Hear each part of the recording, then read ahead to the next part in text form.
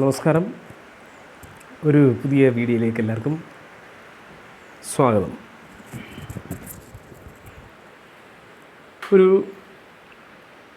ഈ ക്ലാസ്സിൽ നമ്മൾ പറയുന്നത് കുട്ടികൾക്കായിട്ടുള്ള ഒരു ചെറിയൊരു കൺഫ്യൂഷൻ മാറ്റുന്നുണ്ട്. ചെറിയ കുട്ടികൾക്കാണ്, പക്ഷേ ഇതിൽ ഹൈസ്കൂൾ വരെ എല്ലാം ഉപയോഗമെല്ലാം ഉണ്ട്. എന്നാലും ഒരു ചെറിയ ക്ലാസ് തൊട്ട് തുടങ്ങുന്നതാണ്.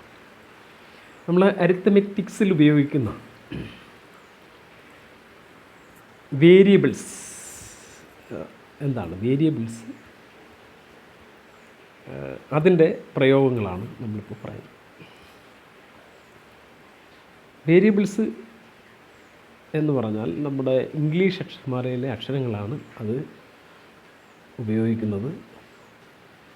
മോസ്റ്റ് കോമൺ എക്സ് വൈ എന്നൊക്കെ പറയും. പിന്നെ എല്ലാം എടുക്കാം, ഏത് അക്ഷരം വേണമെങ്കിലും എടുക്കാം.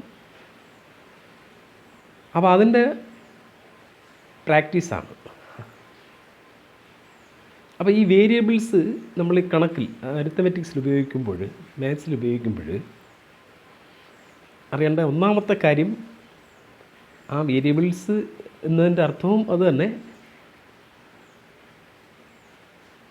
ഒരു സ്ഥിരമായ വില ഇല്ല എന്നുള്ളതാണ്.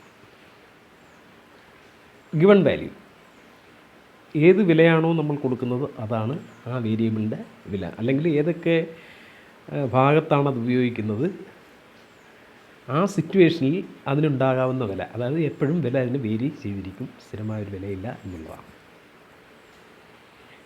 അപ്പോൾ ഇച്ചിരി കോംപ്ലിക്കേഷൻ അതിനകത്ത് വരുന്ന സങ്കലനം ചെയ്യുമ്പം, അതായത് ക്രിയകൾ ചെയ്യുമ്പം, അഡിഷൻ, സബ്സ്ട്രാക്ഷൻ, ഇതിനൊരു പ്രത്യേക നിയമവും ഈ മൾട്ടിപ്ലിക്കേഷൻ വേറൊരു നിയമവും വേണ്ടി വരും.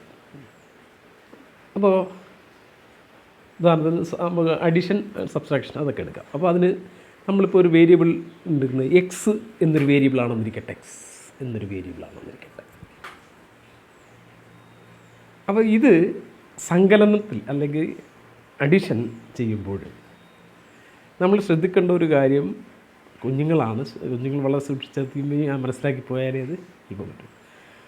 ഇതിൻ്റെ ഒരു പ്രത്യേകത, ഒരേ ചരങ്ങളും, ഇപ്പോൾ എക്സ് എന്ന് പറയുന്നത് എക്സ് കൊണ്ട് മാത്രവും, അതുപോലെ ഈ പവർ ഈ പറയുന്ന കൃത്യംഗം എന്ന് പറയുന്നതിൻ്റെ വലത് ഭാഗത്ത് മുകളിൽ കാണുന്ന ഇതിൻ്റെ ഒരു പവറുണ്ട് ഒരു സംഖ്യയ്ക്ക്. ഇപ്പോൾ ഏത് സംഖ്യയ്ക്കും പവറുണ്ട്. ഈ എക്സ് എന്ന് പറയുന്നത് നമ്മൾ കാണുമ്പോൾ ഇവിടെ ഒരു പവർ കൊടുത്തിട്ടില്ലെങ്കിലും അതിൻ്റെ യഥാർത്ഥ പവർ 1 എന്നുള്ളതാണ്. അപ്പം ഇതേ ചരവും ഇതേ പവറുമാണെങ്കിൽ മാത്രമേ തങ്ങളിൽ കൂട്ടാനോ കുറയ്ക്കാനോ സാധിക്കും. ഉദാഹരണത്തിന് എക്സ് സ്ക്വയർ അധികം എക്സ്, ഇതൊരിക്കലും നമുക്ക് കൂട്ടാൻ പറ്റത്തില്ല. കാരണം ഈ എക്സിൻ്റെ കൃതി 1 നമുക്കെന്തോ ചെയ്യാൻ പറ്റത്തില്ല, സങ്കലനം ചെയ്യാൻ പറ്റത്തില്ല.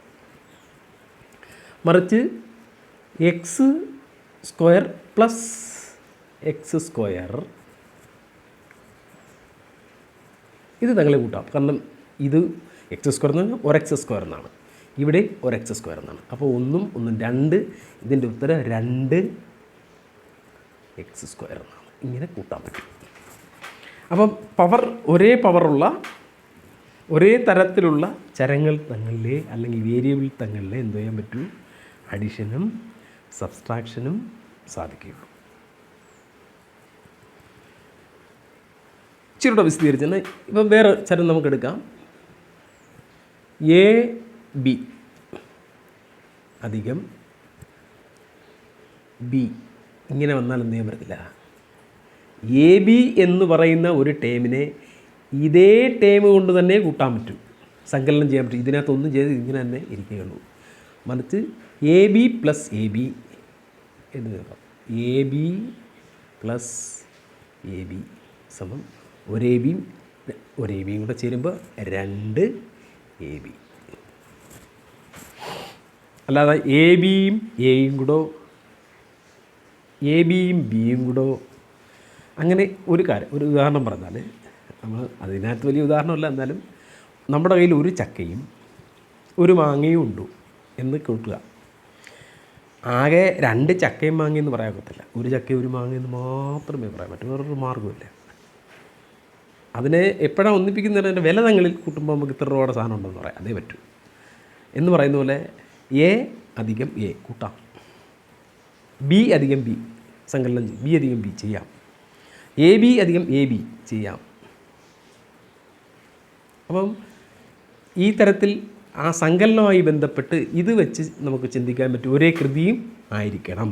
ഇപ്പോൾ എ സ്ക്വയർ അധികം എ ഒരിക്കലും ചെയ്യാൻ പറ്റില്ല. എ സ്ക്വയർ എന്ന് പറഞ്ഞാൽ 2 പവർ, എ എന്ന് പറയുന്നത് ഒരു പവറേ ഉള്ളൂ. അതുകൊണ്ട് നിങ്ങൾ എന്തൊരു അഡിഷൻ, ഗുണനമല്ല നമ്മൾ പറയുന്നത്, അഡിഷനും സബ്സ്ട്രാക്ഷനും സാധിക്കുമെന്നുള്ളതാണ്. അതിന് ഒരേ പവറായിരിക്കണം നിർബന്ധമാണ്. എക്സ് സ്ക്വയർ അധികം എക്സ് ക്യൂബ് ഒരിക്കലും കൂട്ടത്തിലാണ്. സ്ക്വയർ എന്ന് പറഞ്ഞാൽ 2 പവർ, ക്യൂബ് എന്ന് പറഞ്ഞാൽ 3 മറ്റേ അതിൻ്റെ പവർ. അതുകൊണ്ട് എന്ത് ചെയ്യാൻ പറ്റത്തില്ല, അഡിഷൻ സബ്സ്ട്രാക്ഷൻ ഇവ രണ്ടും സാധിക്കത്തില്ല. അതുപോലെ അതിനകത്ത് കൂട്ടാൻ തരുന്ന വേറെ കാര്യം ആലോചിക്കേണ്ടതുണ്ട്. കൺഫ്യൂഷൻ വരാവുന്ന ഒരു ഇത് വളരെ നിർത്താൻ ചെറിയൊരു വീഡിയോ, ഇത് ഘട്ടം ഘട്ടമായിട്ടേ പറഞ്ഞ് നമുക്ക് പോകാൻ പറ്റുള്ളൂ. എ ബി സമം പി എ, ഇത് ഇങ്ങനെ വായിക്കാം. എ ബി സമം ബി എ ശരിയാണോ അല്ലയോ? ഒറ്റ നോട്ടത്തിൽ നോക്കുമ്പോൾ ചില സംശയങ്ങളൊക്കെ വരാം. ഈ എ ബിയും ബി എയും കൂടെ കൂട്ടാമോ? എന്താ ചേഞ്ച് ചെയ്ത് വന്നിരിക്കുകയാണ് ഇൻ്റർചേഞ്ച്. തീർച്ചയായിട്ടും കൂട്ടാൻ പറ്റും. എന്താ കാരണം വെച്ചാൽ എ ബി സമം ബി എ എന്ന് പറയാൻ കാര്യം, നമ്മളിപ്പം 2 ഗുണം 3 സമം 3 ഗുണം 2 ഒരുപോലല്ലേ? അപ്പം എ ബി എന്നെഴുതുന്നതും ബി എ എന്നെഴുതുന്നതും ഒന്ന് തന്നെയാണ്. അതുകൊണ്ട് അതുങ്ങളിൽ 2 എ ബി എന്ന് പറയാം, അല്ലെ 2 ബി എ എന്നും പറയാം. ഇത് ഒരു എ ബി, ഇത് ഒരു ബി എ. അപ്പോൾ 2 എ ബി എന്നോ പറയാം, അല്ലെ ബി എ എന്നോ പറയാം. ഇതൊരു വിശാലമായ ഭാഗമായതുകൊണ്ട് കൊച്ചുങ്ങൾക്ക് വളരെ ശ്രദ്ധിക്കേണ്ടതുണ്ട്. ഇപ്പം ഈ ഒരു കാര്യം നിർത്തുകൊണ്ട് അതിൻ്റെ ബാക്കി ഗുണനവുമായി ബന്ധപ്പെട്ട് അടുത്ത വീഡിയോയിൽ നമുക്ക് പറയും. അതുവരെ നമസ്കാരം.